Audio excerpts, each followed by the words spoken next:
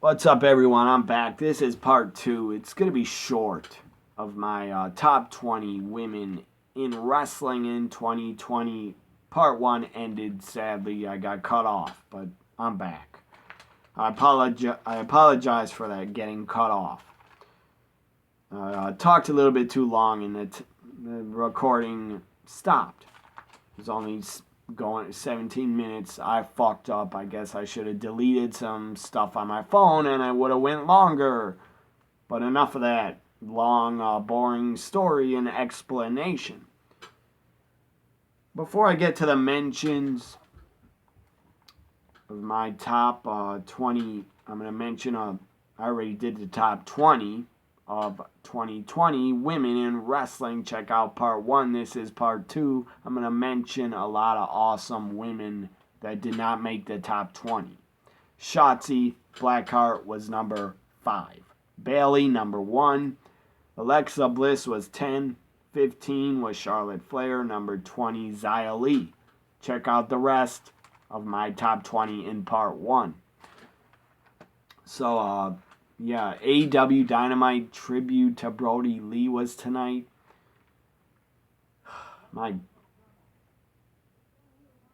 It was so fucking sad. Good God. And I will admit to, I'm not ashamed to admit it. Don't be ashamed if you're a guy and you cried. Because that just means you cared about the guy. And you were a fan of his.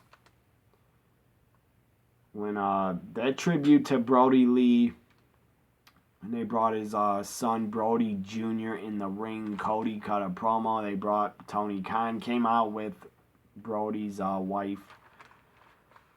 And Brody Jr.'s mother, I gotta talk about this for a little bit. When I saw Brody Jr. come out and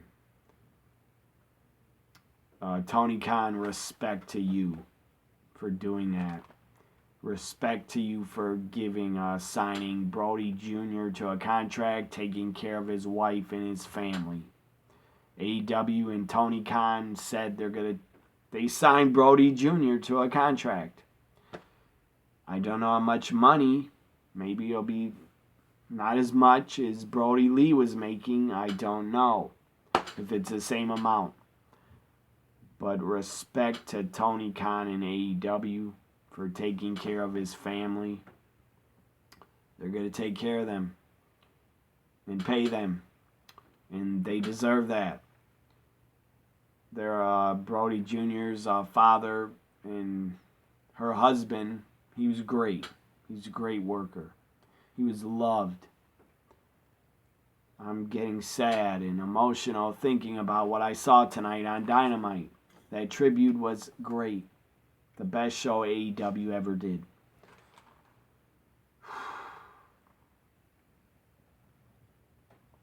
If I watch it again, I would cry on camera. But I'm not going to cry again. But my God. When Brody Jr. was in the ring, Tony Khan said, "You are the TNT champion for life," and he gave him the TNT title. That got me. I got emotional. I had a ton of tears in my eyes. I started crying. I couldn't hold it back. I couldn't hold it in. I was a big fan of Luke Harper. I thought he was great. And he was really good in AEW. It's such a tragedy and shame that he did not get to work there longer and be a main eventer longer. He's only there, I think he debuted in March. March or April. And he's only there until October. And then he passed away on the day after Christmas. He passed away 10 days after, or a week or 10 days after his birthday. I don't know how old Brody Jr. is. Might be 9 or 10. I don't know. But, man, that got me. I cried. just know, Brody Jr., that your dad was great. He was a great father. He was a great guy in wrestling. No other wrestlers have a bad thing to say about the guy. That's rare. There's a lot of jerks. There's a lot of a-holes in wrestling. But Brody Lee was a great guy. And AEW then did a tribute, or Tony Khan said, we're going to do a tribute video now to Brody Lee. And Tony Khan sounded like he was about to break up and cry when he said that. And of course, if I ever met Brody Lee, even if you don't have to meet the guy. I never met him. I never got to see him wrestle. But I'm still a fan of him, and I still got emotional. And I'm really sad for his kids and his wife. And all his friends, all the boys, and all the girls that knew him. If I knew the guy, I'm sure I would be a lot more just wrecked, heartbroken. I am heartbroken, but I didn't know him personally. I knew him as a fan, and he was a hell of a talent. And that video package AEW did, that tribute was great. That video tribute was fucking great. They showed all the pictures of all the wrestlers, all his friends, all his co-workers that loved him, respected him, were friends of his.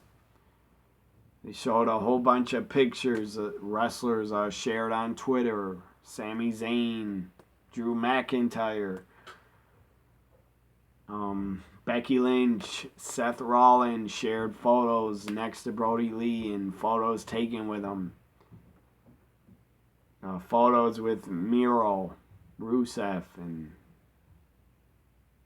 just, it's so sad. This is the first wrestling death I cried over since Eddie Guerrero.